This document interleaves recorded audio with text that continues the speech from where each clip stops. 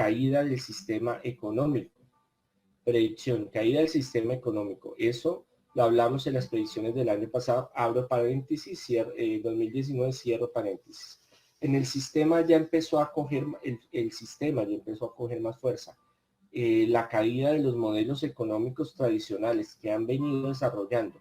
Lo hablamos en el 2019, 2020 y 2021 y aún en el 2022. La crisis y la caída de los sistemas económicos va a ser fuerte. Hay una tendencia en la parte mundial donde los más ricos van a querer ser más ricos y los más pobres van a ser más pobres.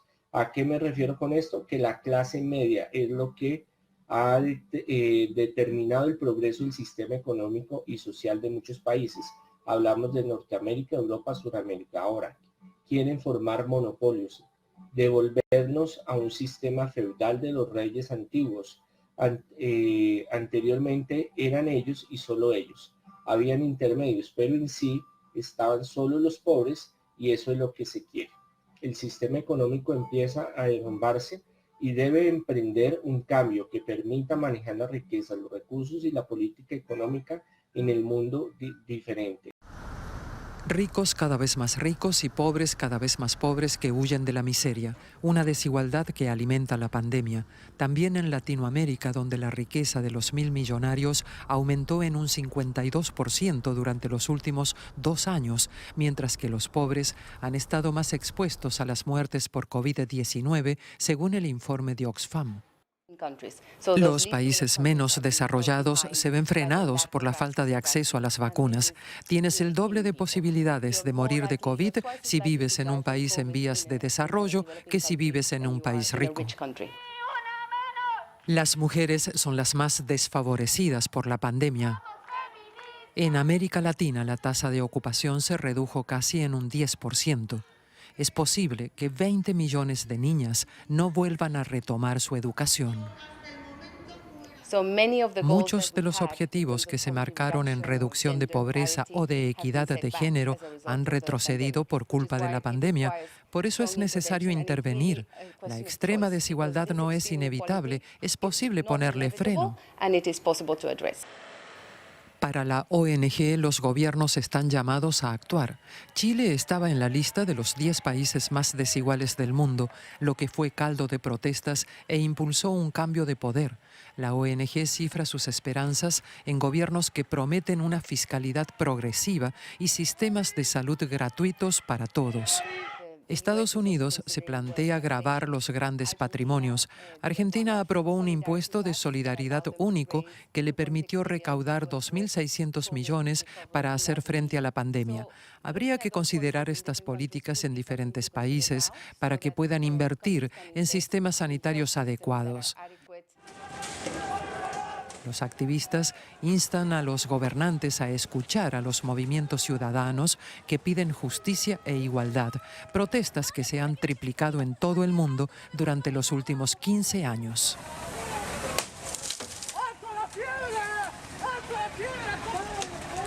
Me parece increíble que sigan las protestas. Y llegó el momento de hablar de revista de prensa. Ya está lista en nuestro estudio de Directo América Rosa Pérez Masdeu. Rosa, feliz 2022.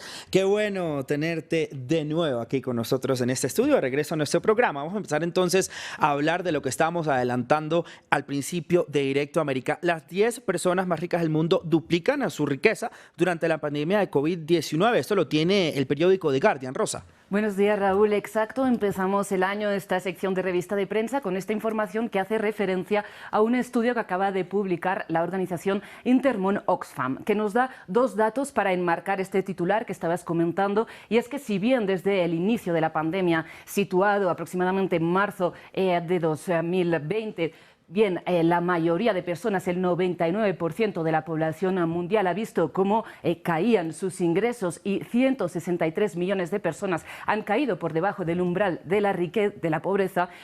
Las 10 personas más ricas del mundo han visto cómo sus ingresos aumentaban de forma exponencial. Según nos dice este estudio, si juntamos los ingresos de estas 10 personas, de estos 10 hombres, de hecho, porque en el ranking no figura ninguna mujer, entre todos facturaban más de 1.000 millones de dólares al día, sobre todo por el aumento de los precios de las acciones y de los bienes que poseen. Bien, pues nos fijamos un poco en este gráfico que incluye el texto y vemos en gris la riqueza neta de estas personas en marzo de 2020 y su riqueza actual, ¿no? Vemos este aumento impresionante. A la cabeza tenemos a Elon Musk, fundador de Tesla, seguido de Jeff Bezos de Amazon, Bernard Arnault, que es el propietario de LVMH, este grupo de empresas de lujo de Francia, Bill Gates, Larry Ellison, Larry Page y Sergey Brin de Google, ¿no? Las empresas tecnológicas a la cabeza de este ranking. Vemos también a Mark Zuckerberg entre ellos. Impresionante lo de Elon Musk, de verdad que la comparación es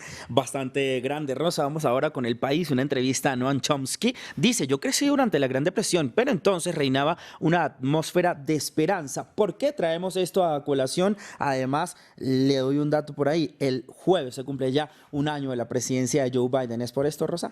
Exactamente, ¿no? Una de las corresponsales de El País en Estados Unidos entrevista a Noam Chomsky, que recordemos es una lingüista estadounidense, pero sobre todo reconocido por sus aportes en el análisis político de la política, tanto nacional como internacional de Estados Unidos o como por el poder de los medios de comunicación. Entonces, de cara a este primer año de mandato de Biden, repasan algunos de los temas que marcan la actualidad política de Estados Unidos y por consecuencia del mundo a estas alturas. Entre otras cosas, Chomsky reflexiona que él creció, como dice el titular, durante la Gran Depresión, pero que en ese momento había atisbos de esperanza sobre construir un futuro mejor, por lo menos en Estados Unidos. Sin embargo, dice, en Europa la reacción a la Gran Depresión fue el fascismo, con Franco, Mussolini o Hitler, pero en Estados Unidos la reacción fue la democracia social moderada, con el New Deal de Roosevelt, entre otras cosas, que luego fue repetida en Europa. Si miras las democracias actuales, Europa aún se agarra a la democracia social, pero Estados Unidos se encamina al protofascismo.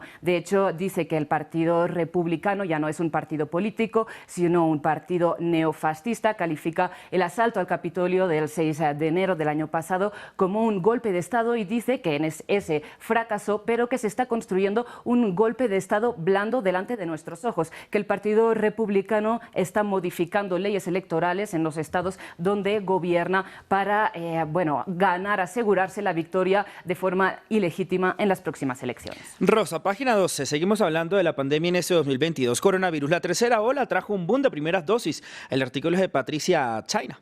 Exacto, repasamos la situación de la vacunación en Argentina, en este caso, donde el análisis de este texto señala que este boom de casi 1 millón de nuevas vacunaciones en Argentina se debe a 3 factores, sobre todo. Dice, por un lado, un cambio de percepción respecto a estos fármacos, por otro lado, el aumento exponencial de casos en esta tercera ola y, sobre todo, la exigencia del pase sanitario que entró en vigor a nivel nacional este 1 de enero de 2022. Vamos ahora con ABC. ¿Por qué hay compañías, Rosa, que se están gastando millones para comprar terrenos virtuales? Hablamos del metaverso.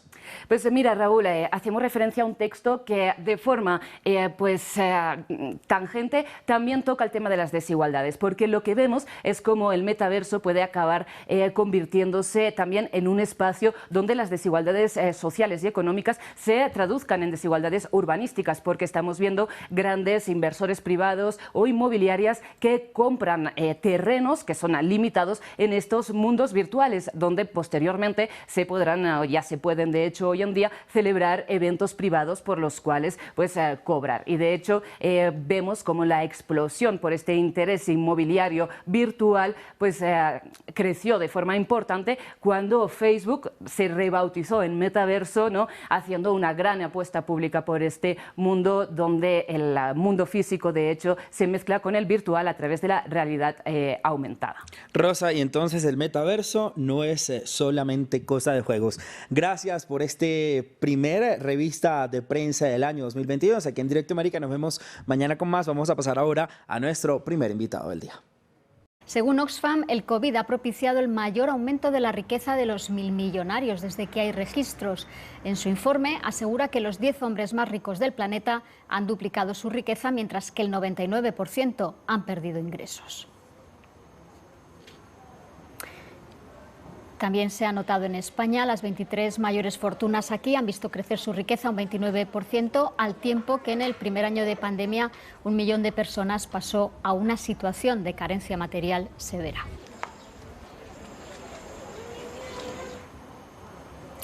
Íñigo Macías es uno de los responsables de ese informe de Oxfam Intermón. Le saludamos ya. Íñigo, buenos días. Buenos días.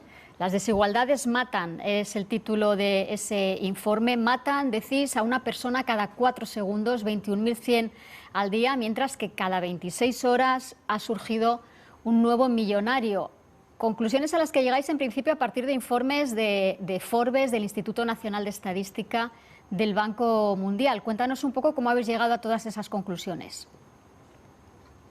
Bueno, lo que hemos estado trabajando por un lado, es analizar cómo ha evolucionado la riqueza de los 1.000 millonarios y, por otro lado, cómo le ha ido a prácticamente el resto de la humanidad, ¿no? La ciudadanía en general.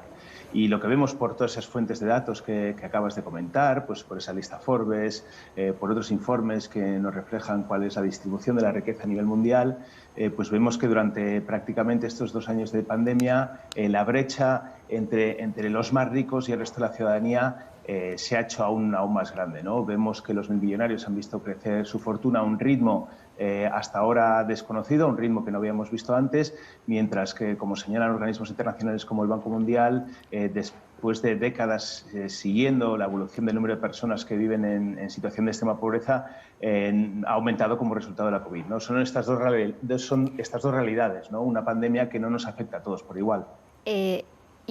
Cuando planteamos estas diferencias siempre parece que tendemos un poco a pensar los ricos son los malos y los pobres están padeciendo algo que hacen mal, pero no estamos hablando de que los multimillonarios estén enriqueciéndose más porque estén haciendo nada ilegal, sino que es el propio sistema el que está, ¿no?, facilitando que esto sea así. ¿Es así?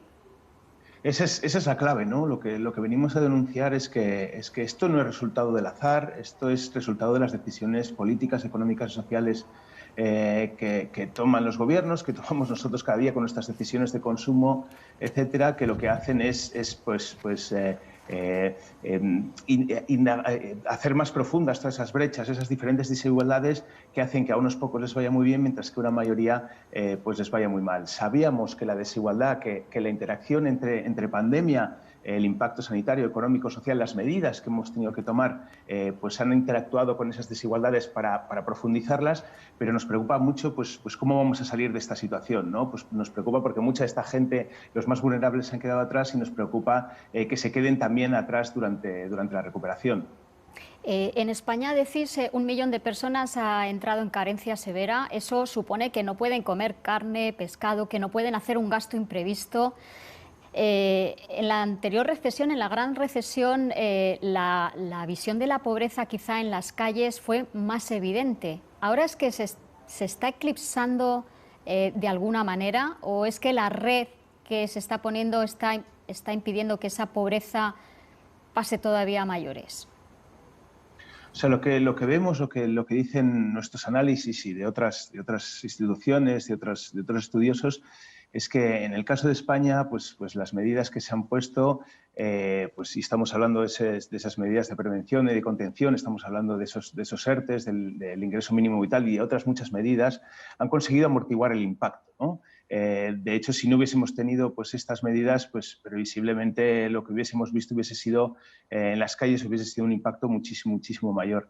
Sin embargo, y esto es una tónica general que ha pasado en los países más ricos, ¿no? Mientras los bancos centrales, los gobiernos han inyectado millones de euros en las economías para salvaguardar la economía, y muchos de ellos han servido para financiar todas estas políticas, lo que vemos también es que gran parte de ese dinero ha acabado en los bolsillos de unos pocos, en los balances, en el valor de la riqueza de unos pocos, y lo que decimos es que tengamos esto en cuenta cuando llegue la hora de pagar pues toda esa factura de esa deuda en la que hemos incurrido, ¿no?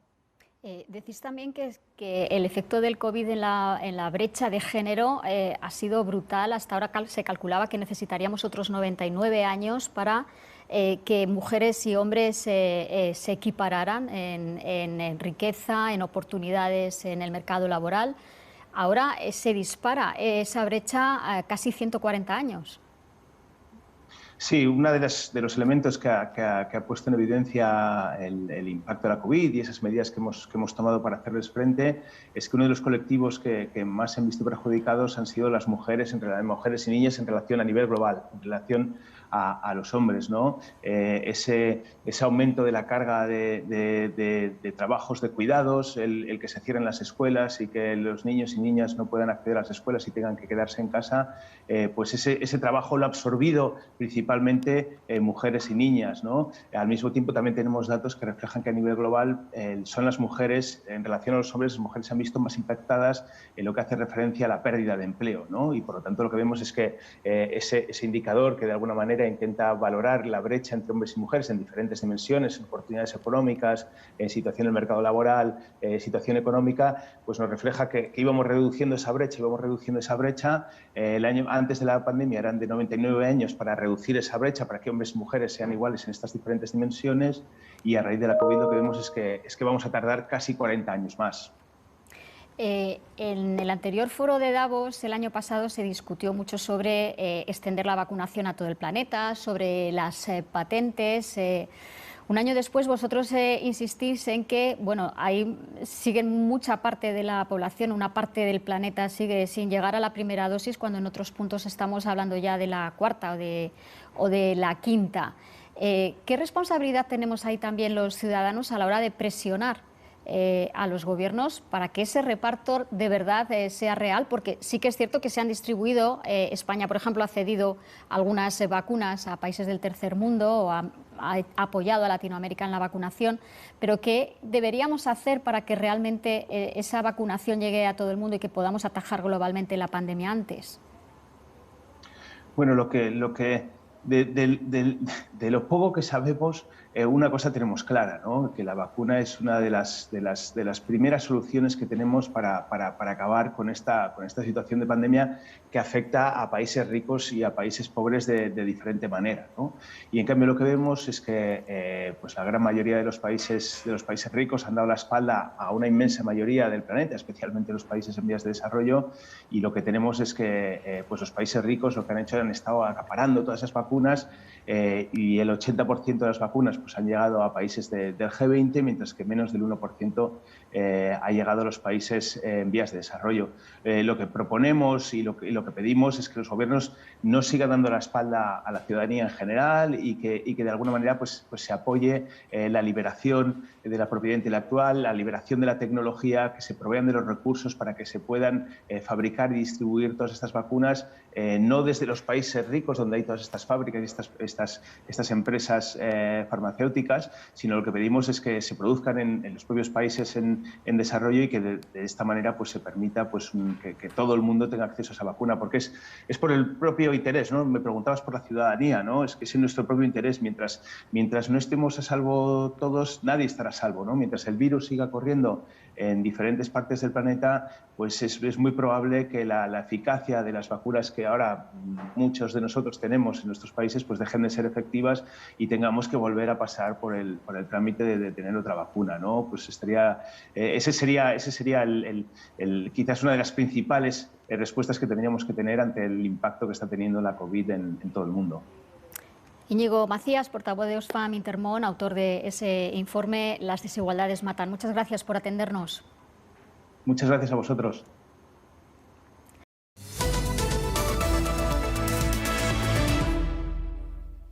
Bienvenidos al informativo económico de Deutsche Welle. Desde que comenzó la pandemia, los 10 hombres más ricos del mundo han duplicado su fortuna, mientras el 99% de la población mundial veía sus ingresos deteriorados. Esto es lo que dice el último informe de Oxfam. La organización benéfica afirma que en este lapso cayeron en la pobreza 160 millones de personas. Pide también limitar esta concentración de la riqueza mediante impuestos progresivos y otras medidas. La tendencia es alarmante. Si bien una mayor riqueza indica un crecimiento de la prosperidad, lo que implicaría que millones de personas puedan salir de la pobreza, lo cierto es que el informe indica que la desigualdad se ha profundizado. Por ejemplo, en América Latina, el 10% de la población concentra casi el 90% de la riqueza. Y para hablar sobre este sostenido y ahora pronunciado aumento de la desigualdad reflejado en el último informe de Oxfam, hemos invitado a Frank Cortada, director general de Oxfam España. Señor Cortada, gracias por atender nuestra invitación. Hemos visto algunas de las cifras a nivel global y la tendencia hacia el aumento de la desigualdad es claro, pero ¿cómo son las cosas a nivel regional? ¿Acompañan todas las regiones del mundo esta tendencia o hay excepciones o casos con alguna evolución para destacar? Muy buenas noches. Efectivamente, las tendencias son comparables en todas las regiones del planeta. De esta pandemia, los ricos salen todavía más ricos, mientras que la COVID deja millones de personas sumidas en la pobreza. También en América Latina.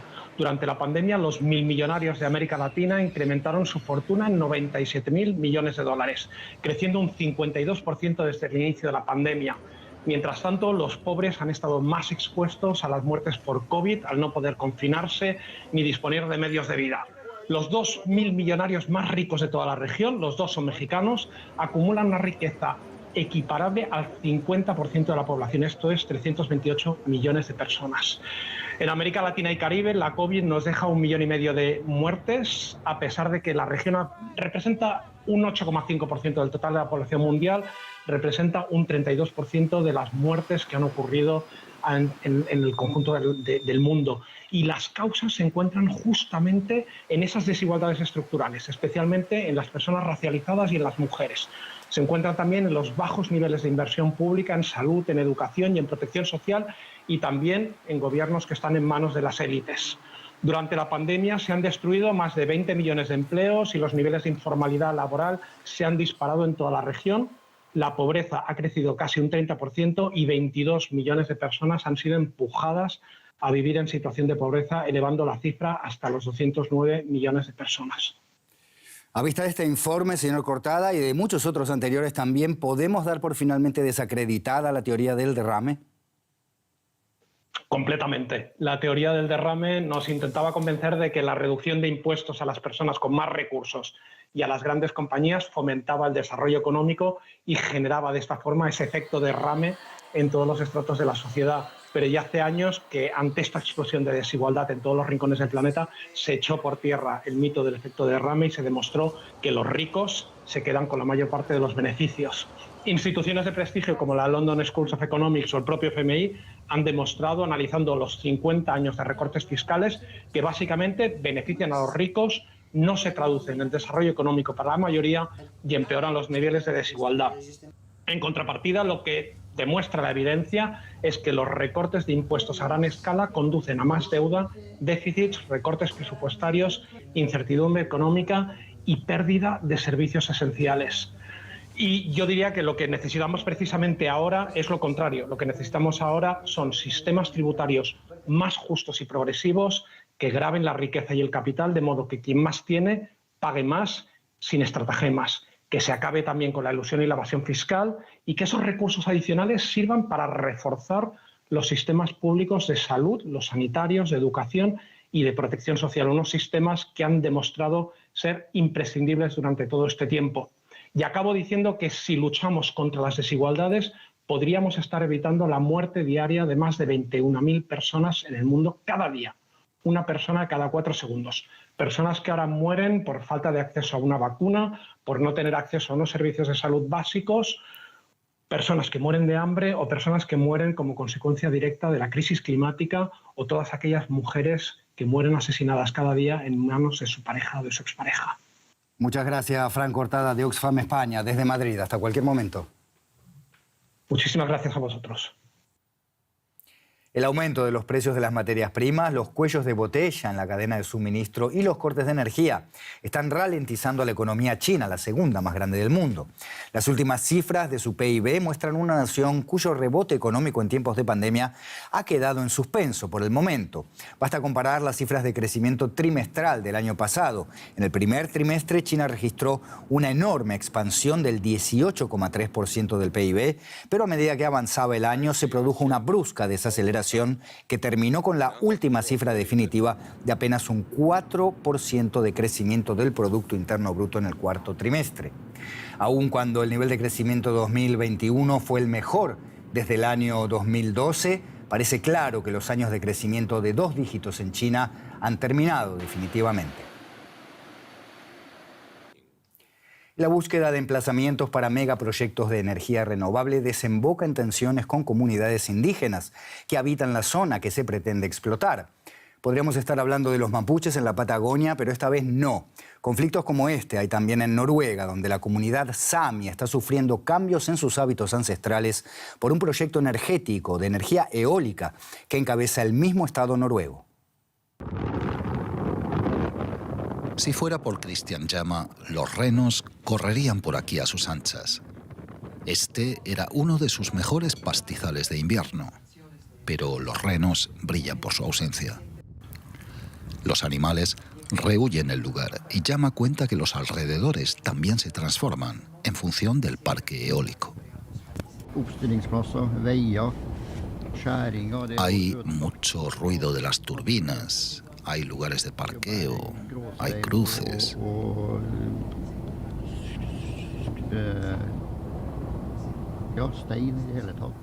Han destruido la naturaleza, solo quedan piedras grises y rocas. El gobierno noruego es el principal accionista del controvertido proyecto multimillonario. Más de un 20% de la energía eólica noruega en 2020 se ganó aquí con estas 151 turbinas, según la empresa Fosen Vind. Pese al coste y los beneficios de la instalación energética, el Tribunal Supremo declaró por unanimidad que los permisos de explotación y adquisición del terreno son nulos porque privan a las familias sami del ejercicio de su cultura. Pero no dice qué ocurrirá ahora con las turbinas. Tomamos muy en serio la decisión de la Corte Suprema. El próximo paso es acordar con los pastores de renos los términos en los que podamos usar las turbinas. Pero las familias sami implicadas no desean compromiso alguno. Quieren que se retiren las turbinas y que se regenere el territorio, al menos parcialmente. En cualquier otro caso se derriba todo aquello que es ilegal, ya sea una casa, un cobertizo. Aunque haya costado mucho tiempo y se haya invertido mucho tiempo en construirlo, sigue siendo ilegal y hay que retirarlo. No nos corresponde a nosotros hacer componendas con la justicia.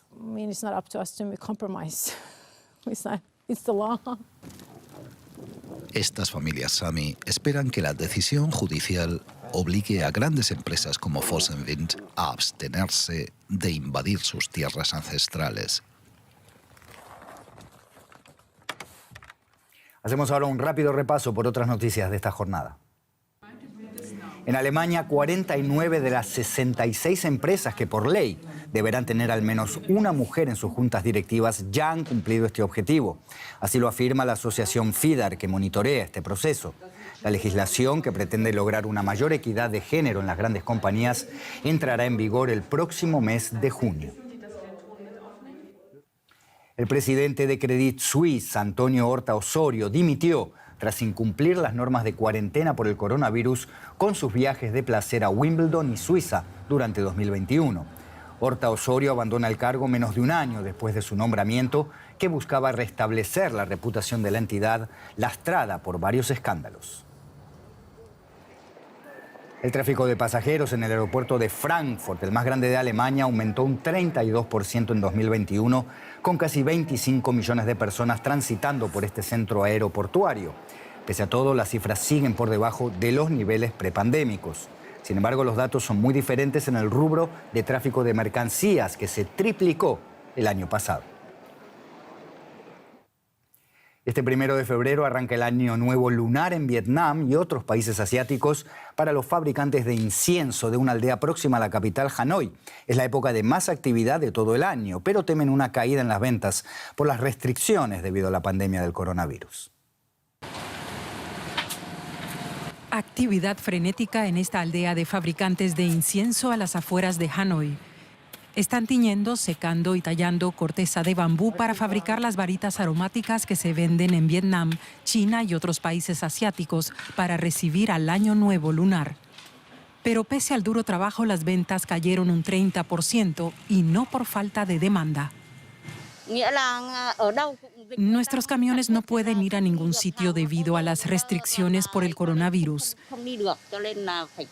En circunstancias normales habría muchos transportando nuestros productos al centro del país, a las regiones fronterizas y más allá.